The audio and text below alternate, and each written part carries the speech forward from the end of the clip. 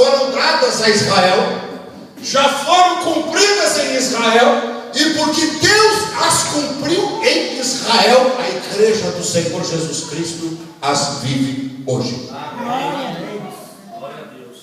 E existem promessas de Deus que foram dadas no tempo de Israel, mas foram dadas à igreja do Senhor Jesus, que Israel não viu o cumprimento da palavra, mas a igreja do Senhor Jesus tem visto nesses dias. Então a palavra do Senhor vem e diz assim: e o Deus de paz esmagará Satanás. Esta é uma promessa de Deus sobre a igreja. Essa é a promessa de Deus sobre a igreja. Aleluia. Hoje nós estamos, meus amados irmãos, num território onde Satanás opera. Esse mundo jaz no maligno. E você seguramente, não diferente de mim, vê a cada dia malignidade se aumentando sobre a terra. E às vezes nós pensamos, isso não vai ter fim. E às vezes nós pensamos, como é que vai ser os nossos filhos daqui para frente, daqui 5 anos, que vão viver os nossos filhos? E tem pais dizendo assim, tem casais dizendo assim, pastor, eu não sei se vale a pena, pastor, nós gerarmos filhos, colocar sobre a terra para viver tudo isso que nós estamos vendo por aí. A despeito de qualquer coisa, filho é uma promessa de Deus, porque na palavra do Senhor diz que no meio do povo de Israel não há estéril nem de macho nem de fêmea. Primeiro. E segundo, porque os filhos não são nossos, eles são de Deus, são do Senhor. São heranças do Senhor nosso Deus. E terceiro, se não são nossos, do dia de amanhã Deus cuida deles. Porque Deus não depende de pai nem de mãe para cuidar de filho algum, quanto é dele. É verdade, glória a Deus. Ainda que meu pai e minha mãe me deixassem, me desaparecem, contudo o Senhor não me deixa. Não desampara. Não deixa órfã.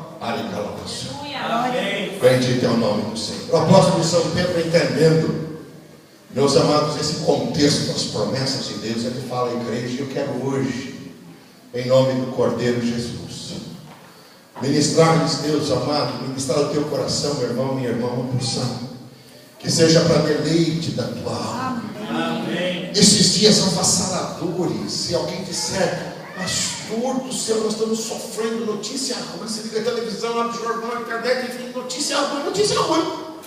Passamos por uma fase difícil a nível de governo, nosso país, e uma série de coisas. Lá fora se diz assim, o Brasil, o país falido. Quando nós olhamos para tudo isso, meus amados irmãos, nosso coração, sem dúvida alguma, é temeroso. Então eu falo aqui a irmãos que são empreendedores, são profissionais liberais, empresários.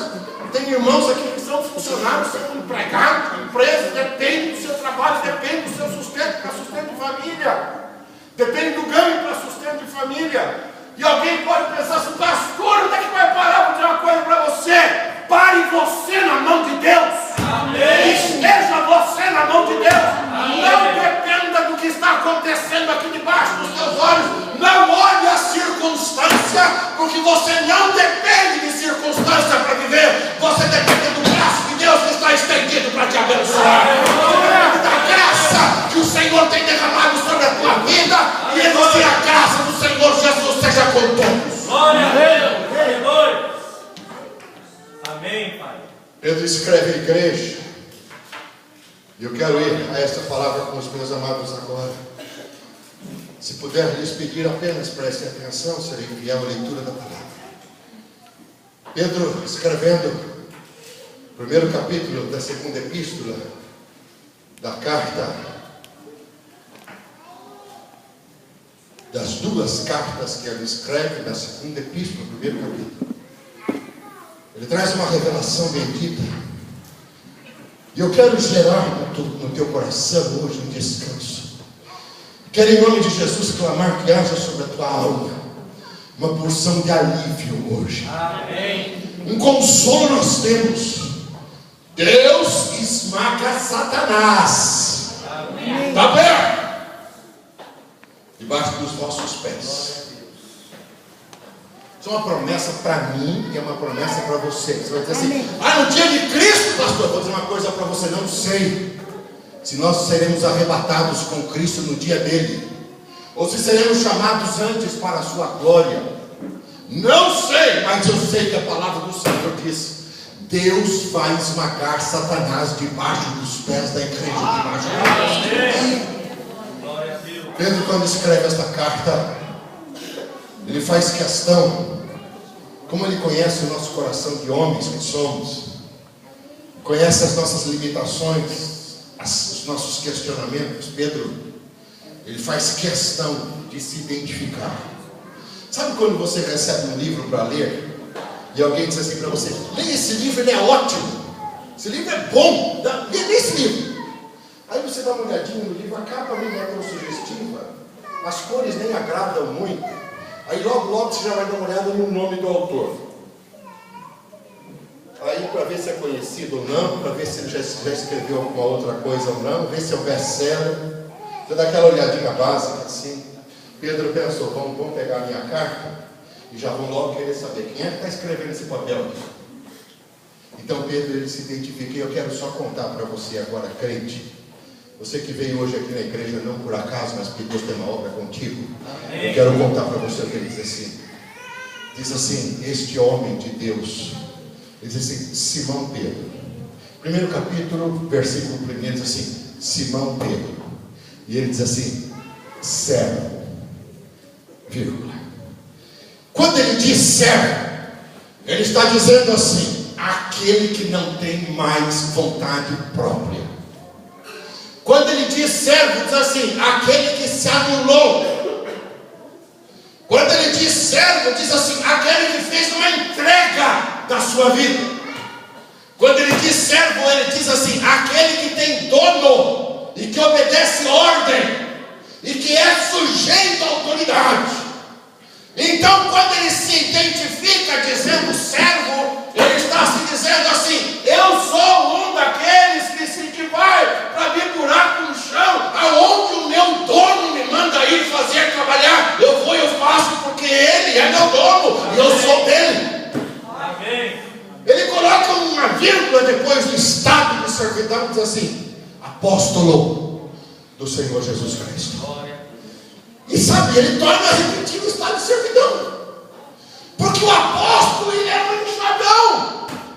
O apóstolo é aquele que vai na frente abrindo caminho, ele vai na frente abrindo buraco, e daqui a pouco vem alguém para colocar nas colunas, para colocar nas estacas.